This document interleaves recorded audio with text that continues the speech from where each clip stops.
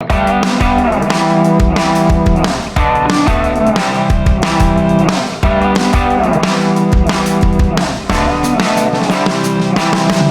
vamos a estar tocando algo acerca de, y habíamos hablado una oportunidad acerca de las cartas del apóstol Juan que el Señor le revela para las 7 iglesias, las 7 iglesias de Asia Menor, a la iglesia de Éfeso, la iglesia de Esmirna, Pérgamo, Tiatira, Sardis, Filadelfia, Laodicea, etcétera, las 7 iglesias que son las iglesias de todas las edades, ¿no es cierto?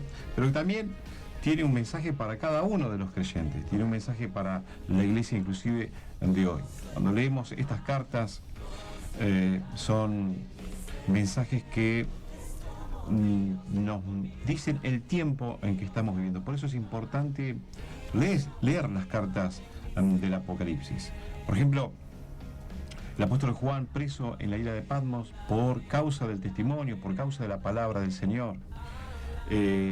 Señor, en una revelación maravillosa, en una aparición gloriosa del Hijo de Dios, le revela este mensaje para las 7 iglesias. Y específicamente el mensaje a Éfeso era de que esa iglesia debía volver al primer amor.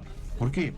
Porque cuenta la palabra del Señor que Éfeso, cuando recibe la palabra del Señor, estaban hundidos en la idolatría, el paganismo, en muchas actividades inmorales de aquellos días, y conocieron el Evangelio por medio del apóstol Juan, y realmente hubo un avivamiento, hubo un buscar de Dios, realmente se habían convertido de todo corazón al Señor, hasta el punto de quemar todas esas cosas, todos esos fetiches, libros que los ataban al ocultismo.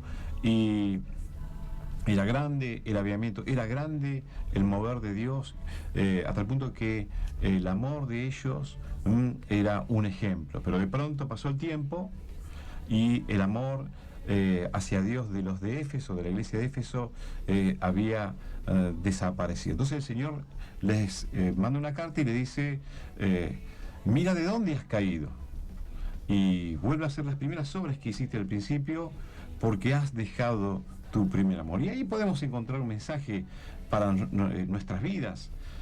Quizás el Señor te está hablando y vos, cuando conociste al Señor, realmente estabas enamorado o enamorada de Él, porque el Señor te había realmente había roto esas cadenas que te ataban, cadenas de pecado, cadenas de depresión, de angustia, cadenas de culpa, cadenas de actividades inmorales de las cuales no podías salir, y viene el Señor y con el poder de su amor, con el poder del Espíritu Santo, te transforma, te da un corazón nuevo, y todas las cosas viejas pasaron y empezás a ser una nueva criatura, y le das tu amor y le das tu cariño al Señor. Y seguramente en esos días de tu primer amor estabas cantando y escuchabas la palabra del Señor y buscabas palabra de Dios en la Biblia, y estabas enamorado, estabas enamorada. Pero pasó el tiempo y las luchas hacen de que te hayas deslizado y ya no estás buscando el rostro del Señor, y de pronto hoy ya no estás leyendo la palabra del Señor, y quizás no estás orando y tampoco le estás rindiendo tu alabanza a aquel que es el deseado de las naciones, aquel que ha dado su vida en la cruz por vos, que dio todo.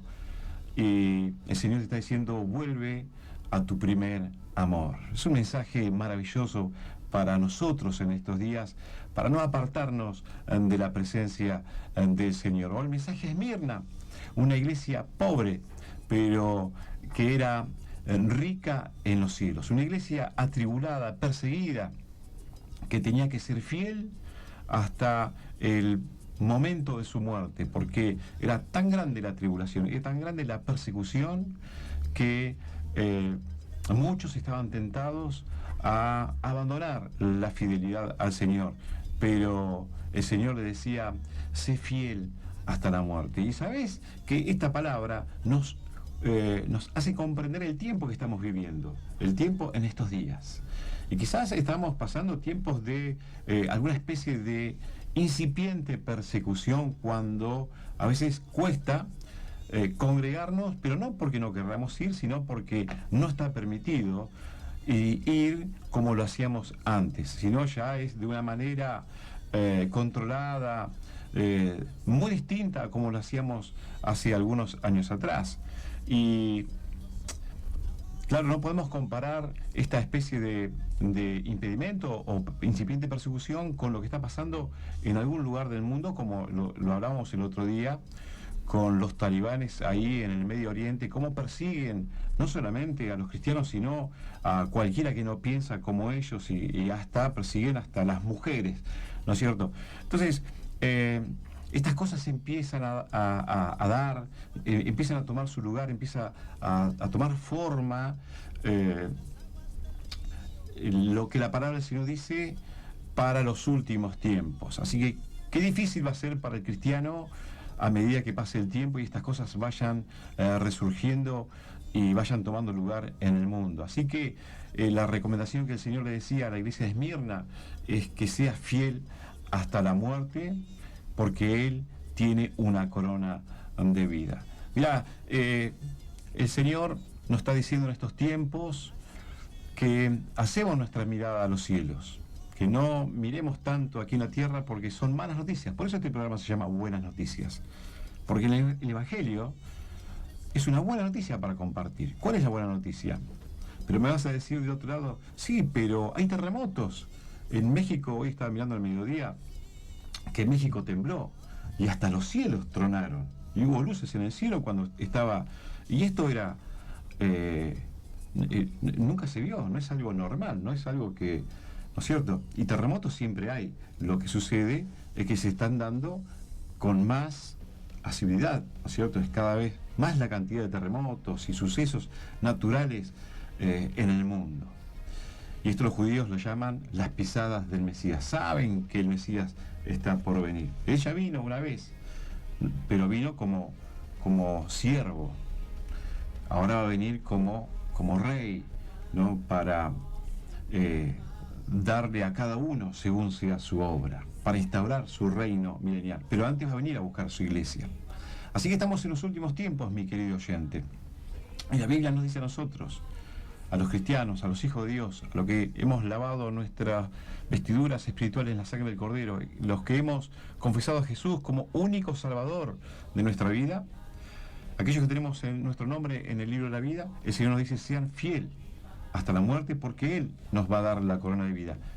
Pongamos los ojos en Jesús, hacemos nuestra vida, nuestra vista al cielo, porque en la medida que estas cosas van sucediendo, nuestra redención está cerca.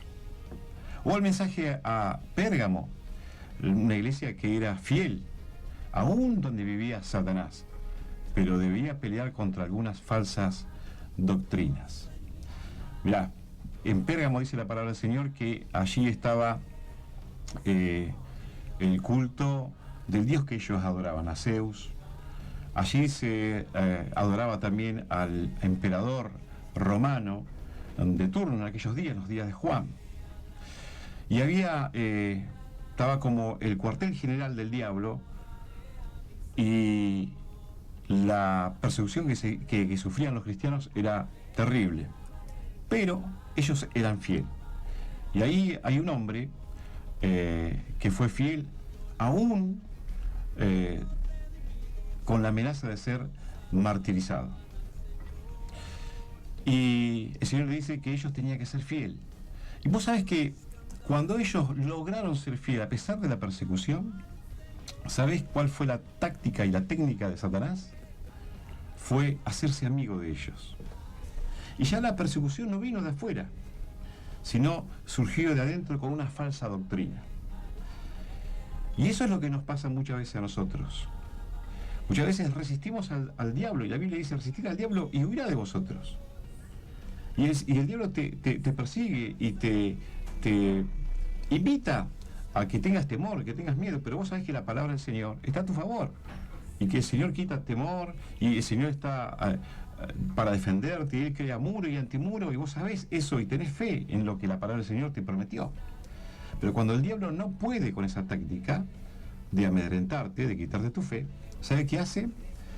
Empieza a tentarte. Lo que pasó con la iglesia de Pérgamo. No los pudo apagar a través de la persecución.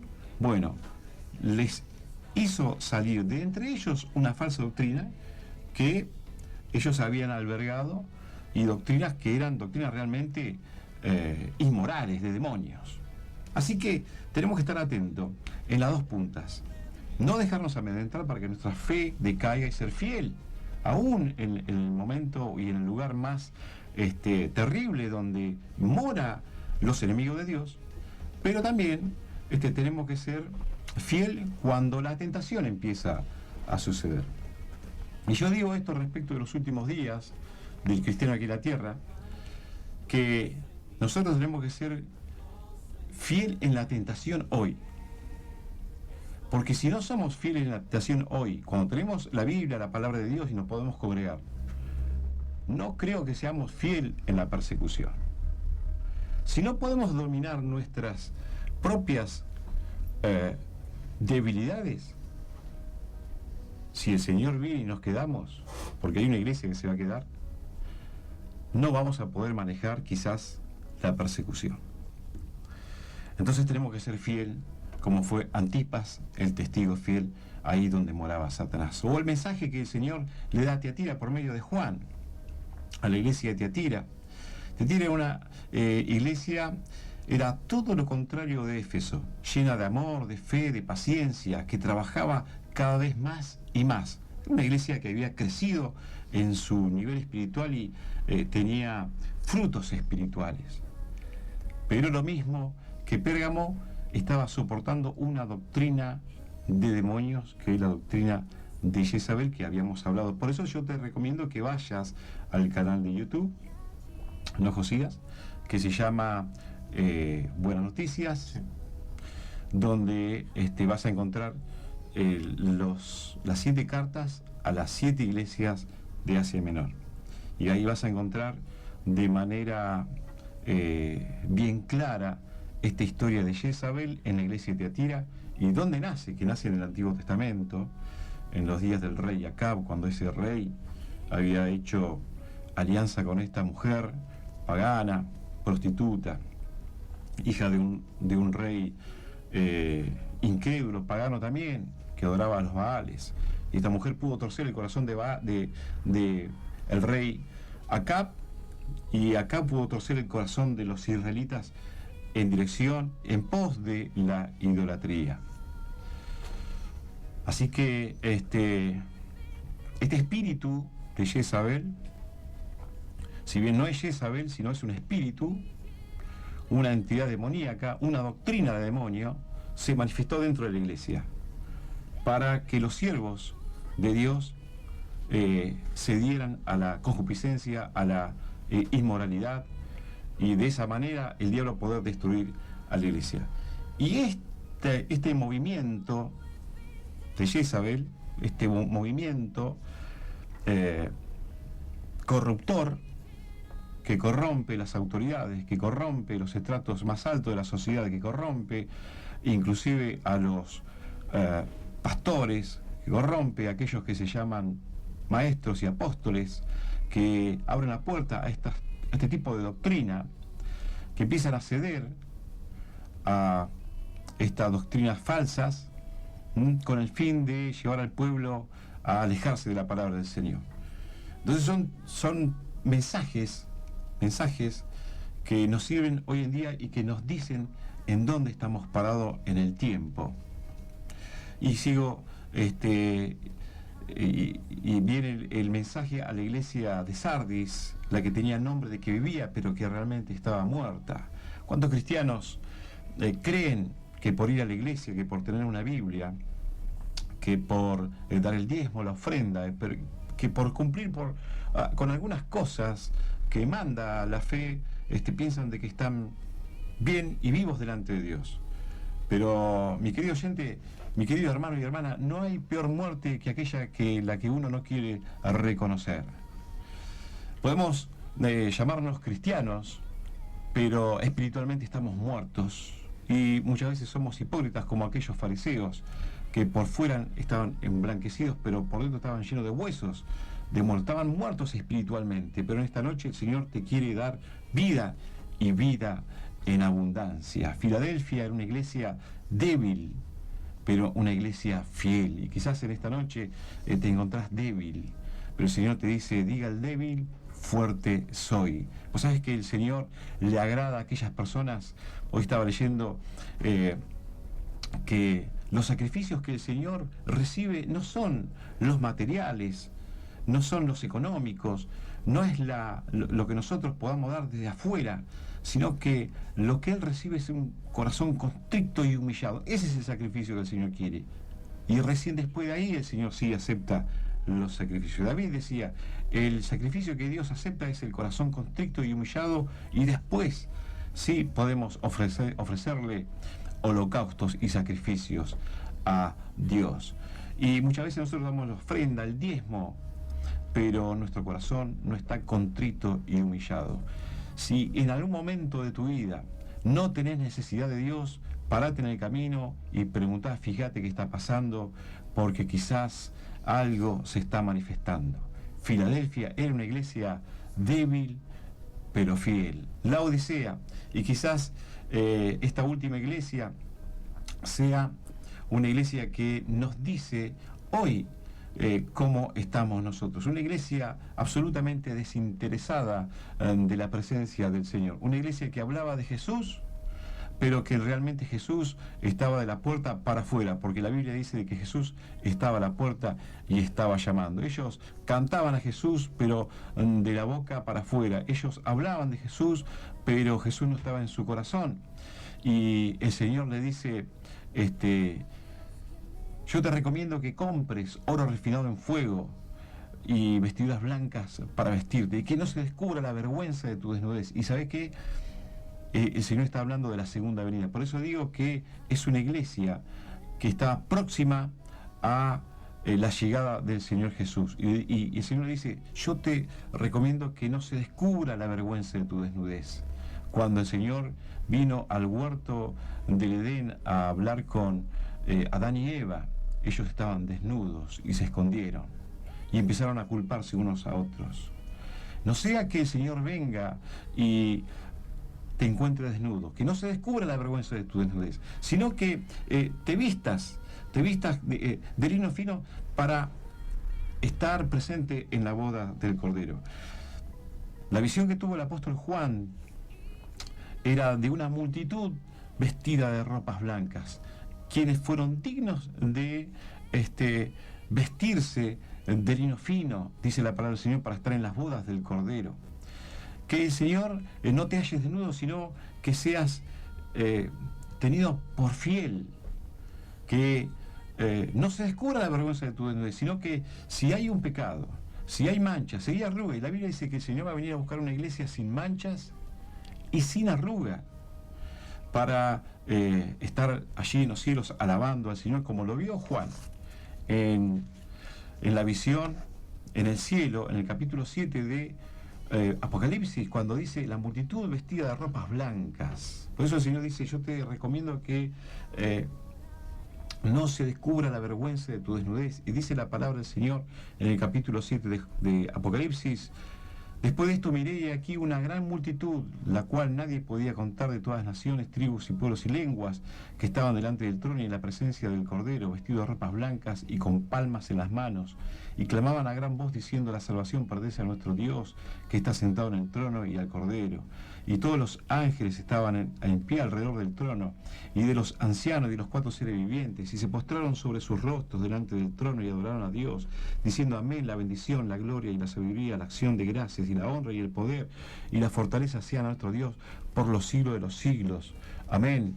Entonces uno de los ancianos habló diciéndome: estos que están vestidos de ropas blancas, ¿quiénes son y de dónde han venido? Yo les dije, Señor, tú lo sabes. Y él me dijo, estos son los que han salido de la gran tribulación y han lavado sus ropas y las han emblanquecido en la sangre del Cordero. Por eso están delante del trono de Dios y le sirven día y noche en su templo, y el que está sentado sobre el trono extenderá su tabernáculo sobre ellos. Ya no tendrán hambre ni sed, ni el sol caerá sobre ellos, ni calor alguno, porque el Cordero que está en medio del trono los pastoreará y los guiará fuentes de aguas de vida, y Dios enjugará toda lágrima de los ojos de ellos. Gloriosa, preciosa es la palabra del Señor, y esta visión que tuvo el apóstol amado Juan, aquel hombre que, aquel joven que apoyó su cabeza entre los hombros de Jesús y escuchó el latido mismo del corazón de Jesús cuando fue en esa última cena antes de él ser entregado.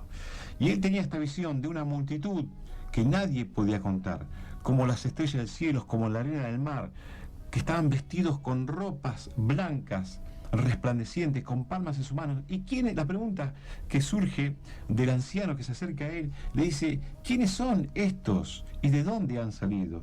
Y él también quería saber. Él dijo, yo no sé, tú lo sabes.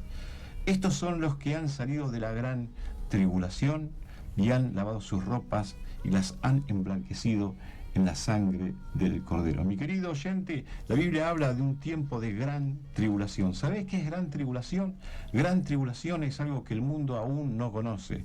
Conoce tribulación, conoce el hambre, las pestes, la guerra, la primera guerra, segunda guerra, pero no conoce lo que es todo esto junto. Conoce los terremotos, conoce maremotos, tsunamis, pero no conoce lo que es todo junto. Conoce lo que son la caída de meteoros, pero no conocen lo que es cuando caen las estrellas. Y esto es la gran tribulación.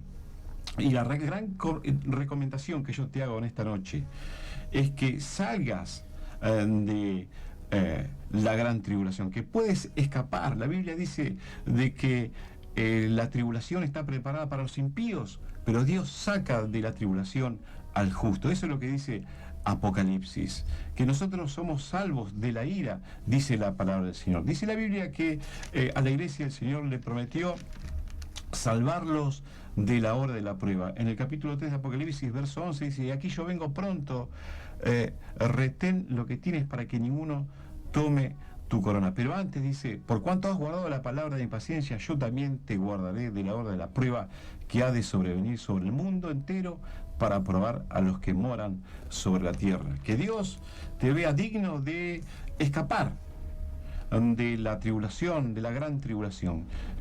¿Pero cómo? Quizás te preguntes, ¿cómo yo puedo estar en esa multitud que vio el apóstol Juan allí en los cielos, en la eternidad?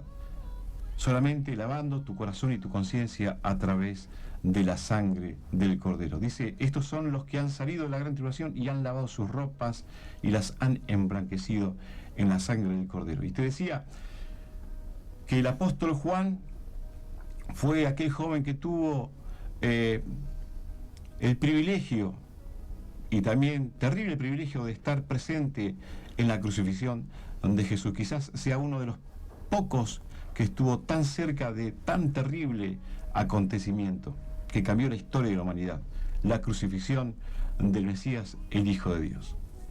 Y dice la palabra del Señor que Él vio todo el proceso, y lo habíamos hablado ya en el programa anterior, cómo Él vio cumplirse esta profecía de manera exacta. Él vio el cartel que decía Jesús Nazareno, Rey de los Judíos, en griego, en latín y en hebreo. Vio cómo repartían sus vestidos y cómo echaban suertes sobre su túnica para que se cumpliera la escritura de que Él era el Mesías. Vio a las tres Marías, a María su madre, María la mujer de Cleofas y a María Magdalena. Escuchó orar al Padre diciéndole, Padre, perdónalos porque no saben lo que hacen. Una gran enseñanza de cómo nosotros podemos desatar de culpa de aquellas personas que nos están persiguiendo o maldiciendo. Escuchó decir a uno de los malhechores, de cierto te digo que hoy estarás conmigo en el paraíso. Vio el sol oscurecerse, lo escuchó clamar a Jesús diciendo, Eloí, Eloí, lama sabactani, que quiere decir, Padre, ¿por qué me has desamparado? Escuchó a Jesús decir en ese momento a su madre, Madre, he aquí tu hijo, y a él le dijo, he aquí tu madre. Lo escuchó clamar, ya ahí casi con esa oscuridad que se podía palpar, porque el sol se había oscurecido. Lo escuchó decir a Jesús, tengo sed. Vio cuando le dieron a beber vinagre en vez de agua. Lo escuchó decir a Jesús, consumado es, como aquel sumo sacerdote cuando después de ofrecer el sacrificio, de haber ofrecido el sacrificio para interceder por el pueblo ante la presencia del Señor, y después de haber ofrecido el sacrificio salía y sobre el pueblo gritaba, consumado es, que el mismo Señor Jesús cumplió en la cruz del Calvario con sus últimos alientos, con su última fuerza, poniéndose enhiestas en esos 3 clavos, porque estaba colgado de 3 clavos, con mucho dolor y agonía, dijo, consumado es, como el sumo sacerdote, porque Jesús es nuestro sumo sacerdote. Él en la cruz del Calvario fue nuestro sumo sacerdote, pero también fue el Cordero de Dios inmolado, que derramó su sangre para limpiar la conciencia del pecado de la humanidad. Sintió como la tierra tembló y las rocas se partieron, y muchos santos salieron de sus tumbas y fueron recibidos en sus casas por sus parientes, dando testimonio de que Jesús es la resurrección y la vida. Lo escuchó clamar a Jesús a gran voz diciendo, Padre, en tus manos encomiendo mi espíritu. También escuchó al centurión decir, verdaderamente este hombre era justo. Y luego vio salir de su costado agua y sangre, esa sangre que dice la palabra del Señor que nos limpia de todo pecado. Esa sangre que dice Levítico que está la vida en ella.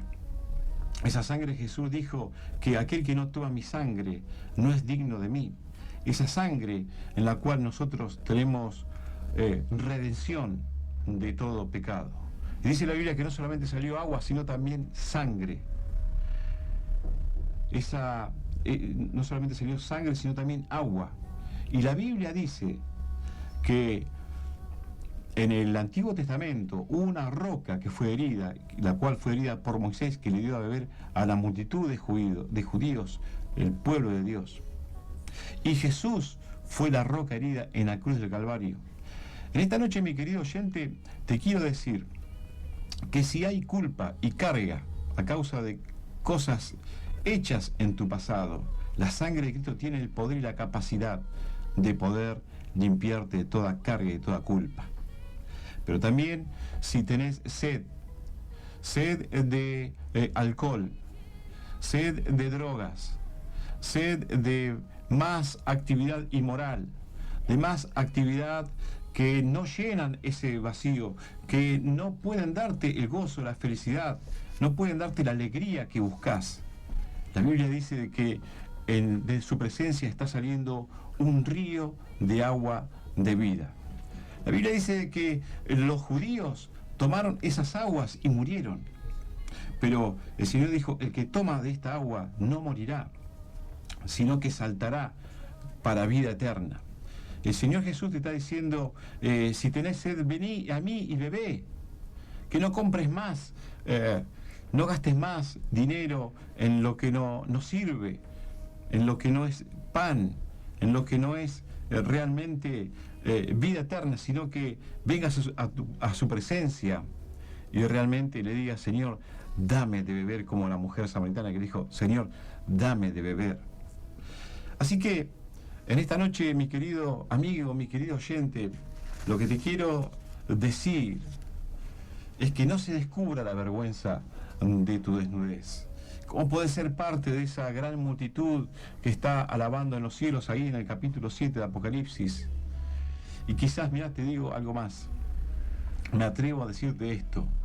Fue tan clara la visión que tuvo el apóstol Juan, que quizás haya visto nuestros rostros, porque nosotros hemos aceptado a Jesús en nuestra vida, en nuestro corazón.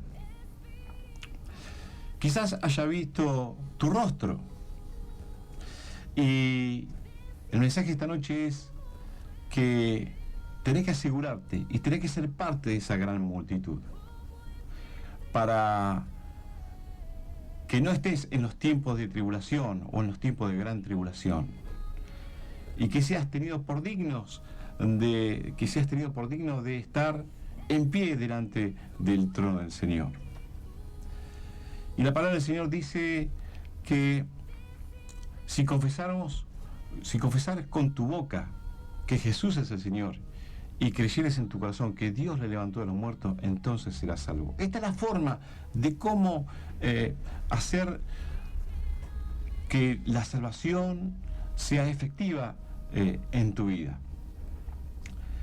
Si realmente querés ser parte de esa gran multitud salva en los cielos, esa multitud que estaba compuesta por hombres que existieron en la antigüedad, en los días aún de Noé, aquellos que no escucharon la predicación de Noé porque estaban lejos, que perecieron a causa del diluvio, pero en la cruz del Calvario, cuando Jesús muere, dice la Biblia que Él fue hasta lo más profundo de la tierra, a los lugares donde estaban los espíritus encarcelados, dice el apóstol Pedro. Y la Biblia dice que Él fue a lugares donde estaban presos estas personas de la muerte, y aquellos que estaban cautivos, luz les resplandeció, y cuando vieron a Jesús creyeron en Él. Personas que quizás nunca en la antigüedad habían escuchado de Jesús, pero cuando vieron a Jesús allí llegar, en ese lugar de sombra, de muerte, allí en los espíritus encarcelados, en lugar de espíritus encarcelados, dice la Biblia que creyeron en Él, y la Biblia también dice que tomó cautiva la cautividad, subió a lo alto y repartió dones. En ese momento, antes le había dicho al de la cruz que había creído en Jesús, le digo, yo te garantizo que hoy estarás conmigo en el paraíso. Y pensaba en este hombre que estaba en la cruz, condenado por ladrón, que creyó en Jesús. Un minuto antes de morir, creyó en Jesús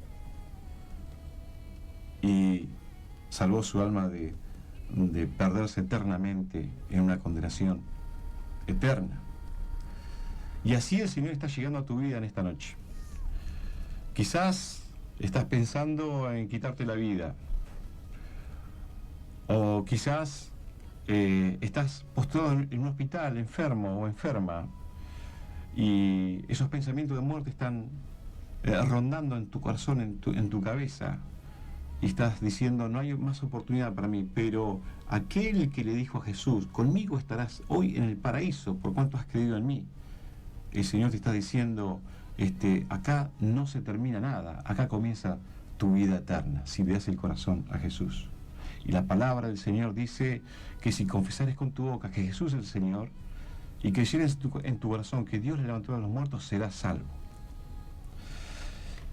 Y esta multitud también estaba compuesta no solamente por esas personas que habían perecido en la antigüedad por el diluvio, sino por hombres de fe en los tiempos de la ley, como Moisés, que obedecieron la palabra del Señor.